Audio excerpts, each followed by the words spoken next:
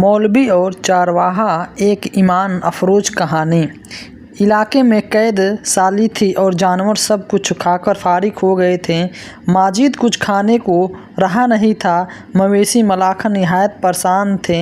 इस दौरान मौलवी उल्ला ने जुमा के खुतबे में निहायत यकीन के साथ यह बात बताई कि अगर अल्लाह का नाम लेकर यानी बिस्मिल्लाह पढ़कर दरियाओं को भी हुक्म दिया जाए तो वो भी नाफरमानी नहीं करता। शायद इस चारवाहे का मौलवी साहब के पीछे ज़िंदगी का पहला जुमा था कि बात इसके दिल में उतर कर यकीन का दर्जा पा गए। उसने वापस आकर अपनी बकरियां खोल ली और सीधा दरिया के पास चला गया। ऊंची आवाज़ से बिस्मिल्लाह अर्रहमानिर रहीम पढ़ा और दरिया को कहा कि वो ज़रा अपनी बकरियों चराने जा रहा है, इसलिए वो इसे ऊपर से गुजरने दे। ये कहकर उसने अपने बकरियों को हाँका और दरिया के ऊपर से चलता हुआ दरिया पार कर गया। इलाका घास से भरा हुआ था। तख्तों के पट्टे पे सलामत थे क्योंकि यहाँ तक किसी को रसाई हासिल न थी। अब तो यह इसका मालूम बन गया कि वह बकरियाँ पार छोड़कर खुद वापस आ सकता है और शाम को जाकर वापस ले आता। उसकी बकरियों का वज़न दुगुना चौगुना हो गया था तो उसे लोग चौंके और उससे पूछा कि वह अपनी बकरियों को क्या खिलाता है। वह सीधा सादा साफ दिल इंसान था। साफ साफ बता दिया कि जनाब, हम दो दरिया अपनी बकरियों को चराने जाते हैं। बात सबने सुनी मगर यकीन किसी ने न की क्योंकि यह एक नाकाबिले यकीन बात थी। मगर बात होते होते मौलवी अल्लाह साया तक पहुंची। मौलवी साहब ने इस बकरे वाले को बुलाया और असल हकीकत बताने को कहा। बकरी वाले ने मौलवी इलाही को अपना रेफरेंस बना लिया कि मौलवी जी, मैं तो खुद आपके पास शुक्रिया अता करने वाला था कि आपने एक जुम्मे में यह नुस्खा बताया कि बिस्मिल्लाह पढ़कर दरिया को भी हुक्म दिया तो वो भी इनकार नहीं करता। मौलवी उल्ला साया टिक टक 3 गए और सितम की तस्वीर बने बैठे थे। भाई, ऐसी बात तो हम हर जुमे में कहते हैं मगर इनका मकसद लोगों का ईमान बनाना होता है। मगर बकरिया वाला डटा रहा कि बस मैं तो बिस्मिल्लाह कहकर पानी पे चलता हुआ बकरियों समेत पार चला गया था।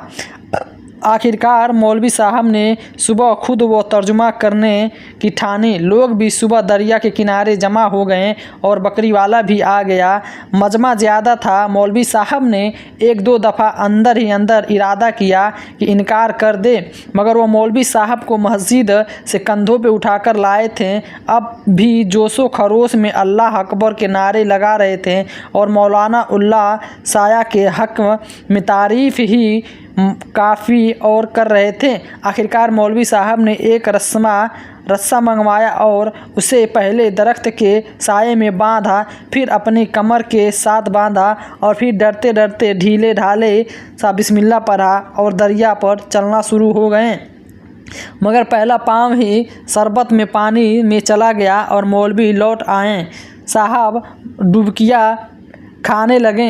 बदसहाली वह भी एक भूल गए कि वो अभी कमर पानी में उठकर खड़े भी हो सकते थे। वो पानी के बहाव में बहना भी शुरू हो गए थे। लोगों ने खींच लिया, बाहर निकाला और सूखने के लिए साइड पर लिटा दिया। मौलवी साहब की दुर्गत ने बकरे वाले को भी परेशान कर दिया। मौलवी साहब का बिस्मिल्लाह को क्या हो गया मगर चूँकि उसका यह रोज़ का मालूम था लिहाजा उसने यकीन में कोई फ़र्क न आया। उसने बिस्मिल्लाह कहकर बकरियों को पानी की तरफ इशारा किया और ख़ुद उसके पीछे चलता हुआ उनका पार्क छोड़कर वापस भी आ गया। लोग उसे वलीउल्लाह समझ रहे थे, उसके हक़ में नारे लगा रहे थे मगर वह सबसे बेनिनाज सीधा मौलवी उल्ला के पास पहुंचा और कहा, मौलवी साहब, मैं आपकी बिस्मिल्लाह की तरफ से काफ़ी परेशान था मगर पानी पे चलते हुए मुझे आपकी बिस्मिल्लाह पे यकीन आ गया। और उसने दरख्त को बंधे रस्सियों को तरफ इशारा किया और कहा, मौलवी साहब, यह आपकी बिस्मिल्लाह की बीमारी है। आपकी बिस्मिल्लाह की बरकत को यह रस्सा खा गया। आपको अल्लाह और बिस्मिल्लाह से ज़्यादा इस रस्सी पर भरोसा था, लिहाजा अल्लाह ने भी आपको रस्सी के हवाले कर दिया था। कमाल है आप भी मौलवी साहब, मैंने आपके मुंह से सुना और यकीन कर लिया और मेरे अल्लाह ने मेरे यकीन की लाज रख ली, मगर आपने अल्लाह से अल्लाह का कलाम सुना मगर यकीन नहीं किया, लिहाजा अल्लाह ने आपको रुसवा कर दिया। यही कुछ हाल हमारी नमाज़ों और दुआओं का है। हर एक इबादत यकीन से ली है, इसलिए दुआएं कबूल नहीं होती।